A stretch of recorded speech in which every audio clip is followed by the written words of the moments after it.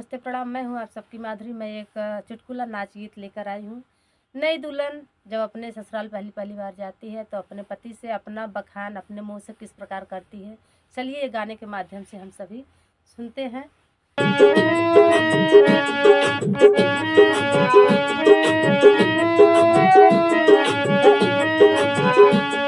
कहीं मोरी मानला, कहीं मोरी मानला, हे मेरे राजा कहीं मोरी मानला, हे मेरे राजा कहीं मोरी मानला, हे मेरे राजा मोहे पहचानला, हे मोरे राजा मोहे पहचानला, हे मेरे राजा मोहे पहचानला, हे मोरे राजा। नाम काली राजा नाम गोरी, नाम काली राजा नाम गोरी, काली है तोरी बहनिया, काली है तोरी बहनिया, मिला के तनी देखला हे मोरे राजा, मिला के तनी देखला हे मोरे राजा, मिला के तनी देखला हे मोरे राजा, कहीं मोरी मानला, हे मोरे राजा कहीं मोरी मानला, हे मोरे राजा।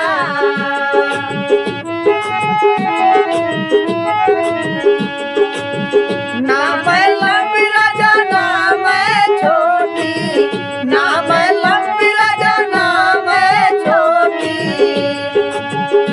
और छोटी है तोरो बहनिया, नपा के राजा देखला, नपा के राजा देखला हे मोरे राजा, नपा के तनी देखला हे मोरे राजा, नपा के तनी देखला हे मोरे राजा।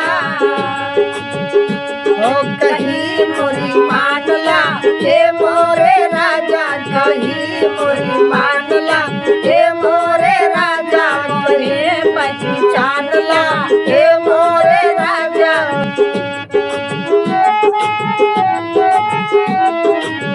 नाम बदली नाम मोटी, नाम बदली नाम मोटी,